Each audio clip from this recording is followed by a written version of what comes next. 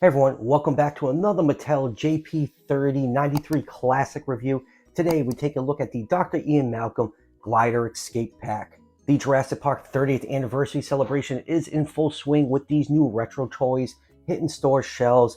I reviewed the Alan Grant pack. The other one that's out is this Ian Malcolm one. And I just love that Mattel is doing this, just paying homage to that classic Kenner line that is just near and dear to a lot of us. Just everything about this, from the packaging to the figures, just oozes nostalgia, and I just love retro stuff. It just gets me all giddy and happy. But yeah, so these sets are exclusive to Targets in the US. They retail for $23.99. The official release date was April 16th for these. I found these in Florida. They have not hit my area yet, which is Rhode Island. Hopefully they hit them soon because I still need the Scootosaurus and that Red Rex. There's no update on the pre-orders. Target pre-orders have been absolute dog crap lately. But if you want to order one of these online, I'll leave the link down below in the description. So let's go over the packaging really quick before we take a closer look at the figures. Absolutely love the box art. It just captures everything ridiculous about the 90s action figures. You got Ian Malcolm on a glider with a rocket launcher trying to fight a Dilophosaurus. It's just absolutely bananas, and I love it. The box art is just so good. I gotta save these boxes. I have so many boxes saved of stuff, and it's just piling up between PNSO, Transformers, and now these. Thank God I keep everything in the basement so my wife doesn't murder me in my sleep.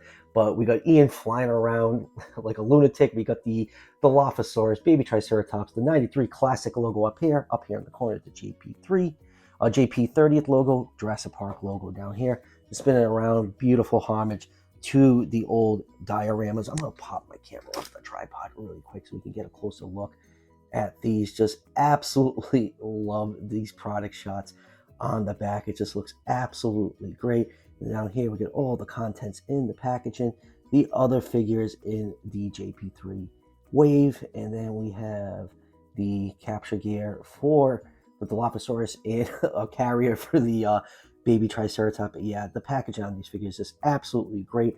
But enough about the packaging. Let's crack these figures open and take a closer look.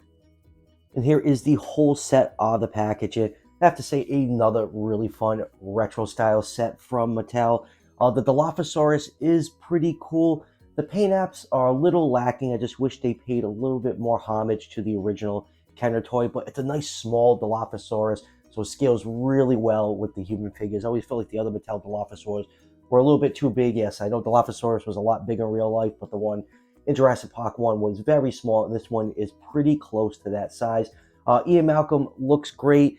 Great Jeff Goldblum head sculpt on him. He's got his wacky glider and that insane missile launcher. I just love just the oversized accessories that these figures are coming with. Just tickles that 90s funny bone. The little baby Triceratops with a carry-on case, and of course the inclusion of capture gear. Can never ever get enough capture gear. But pretty cool set. I still like the Alan Grant set a lot better than this one. I just feel like the Dilophosaurus could just use a little bit more paint, and it would have really drove this set home. But other than that, still a really fun set, worth picking up.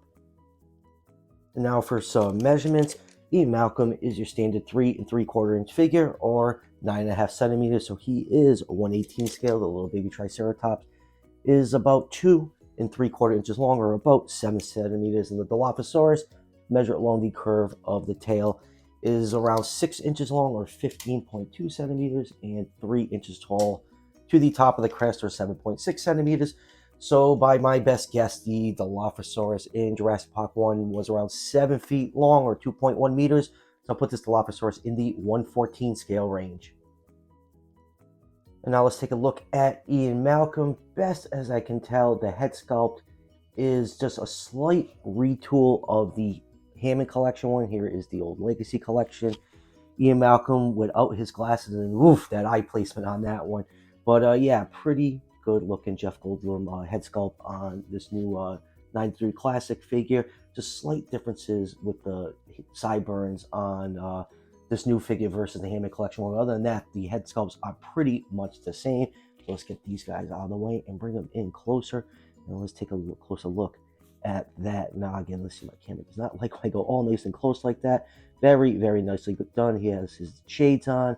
The glasses seem to be removable, but they're really tight on my. I don't know if they're glued. I'm not taking them off. You can see on my other figure that I did lose the glasses, so if they're nice and tight in there, I'm keeping them in there. Get a nice black shirt on, get a shirt pocket, buttons all nicely sculpted, rolled up sleeves, little silver on the belt buckle. Not a lot of paint apps on this figure. Ian's always known for wearing all black. Black gloves on the hands and nicely sculpted boots for articulation. Let's zoom up just a little bit for that. The head can rotate side to side, not a ball joint, so you get a little side to side movement.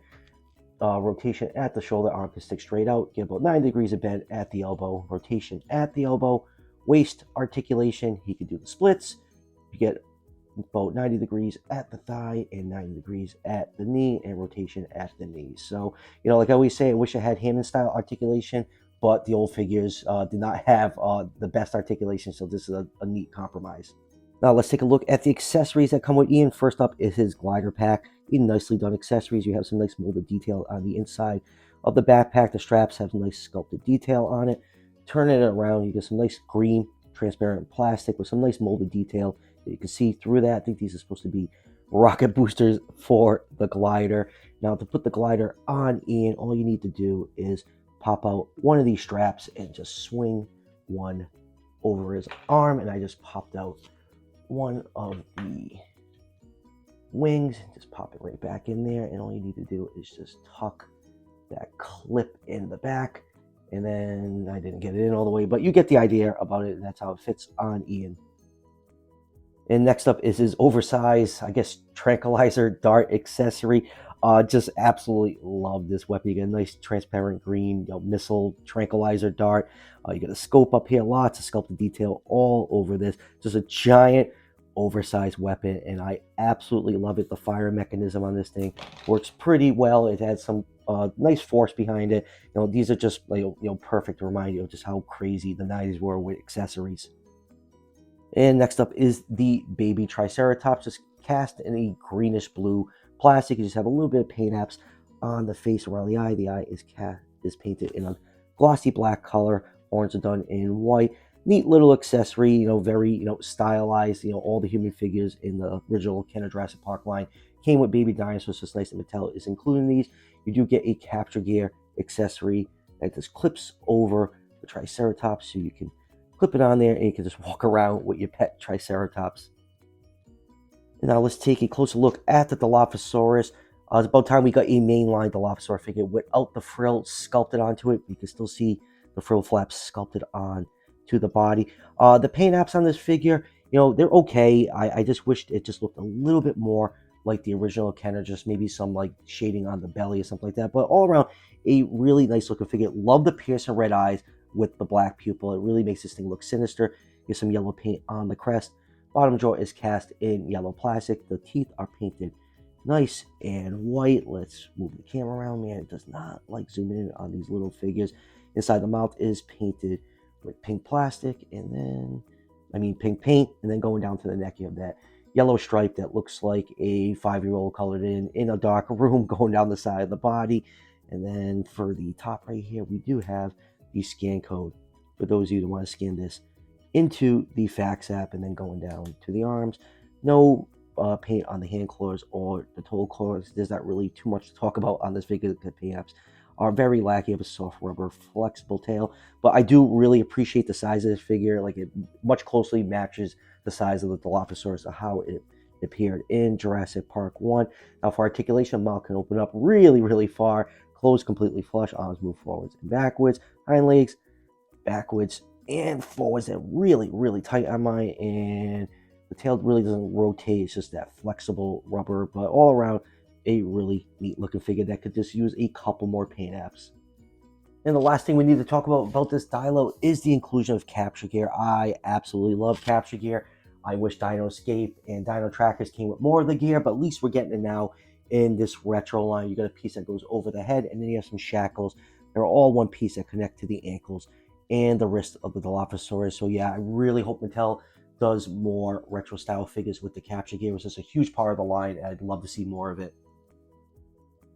Moving on with comparisons, let's compare all the Dilophosaur molds in the line. First up is the Hammond collection. And next up, this is the like one of the original ones when Fallen Kingdom came out. This is one of the mainline ones, which is one of the smaller Dilophosaurus, very similar in size to this new retro one.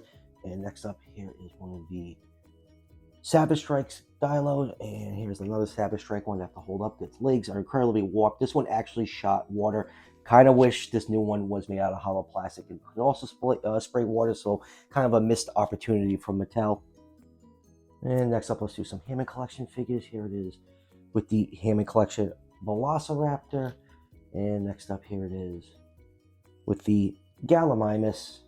And next, here it is with the Triceratops. And next up, here it is with the Hammond Collection T-Rex. And lastly, here it is with the Alan Grant set. And having these two sets side by side, I feel the Alan set is the much better value for your money. You know, you get the Gallimimus with those gorgeous paint apps. It's a much larger figure. Alan comes with two very large weapons. I only got one pictured here. And we got the baby Velociraptor. I feel like you just get more with the set versus this one. Still like the set a lot, but this one, in my opinion, is the much better one. So final thoughts on this set. I like it a lot. You know, Mattel is really hitting us in the nostalgia bone with these 93 sets. I like the size of the Dilophosaurus. Just wish there was a little bit more paint apps on there, and I kind of wish it squirted water. Huge missed opportunity from Mattel. Ian's a fun figure. Love the glider. The projectile weapon works great. And the baby Triceratops is just stinking adorable. And plus the inclusion of capture gear. Who doesn't love capture gear? So still all around a good set. And like I said at the beginning of the review, these sets are exclusive to Targets in the US. I'll leave a link down below if you want to order one for yourself. They're also being found in stores, so you can try your luck with that. I'm still searching for the Scutosaurus set and the T-Rex. I actually had the Scutosaurus in my hands while I was in Florida, but there's no way I could get that home. I gotta leave stuff in the package, and I gotta do these friggin' reviews. If I wasn't doing that, I would have taken it out of the package and easily taken it home, but it is what it is. So that will do for the review. Got to get to the Hammond Collection Pachycephalosaurus and Ray Arnold. I've had that Ray Arnold for I think like 2 months now.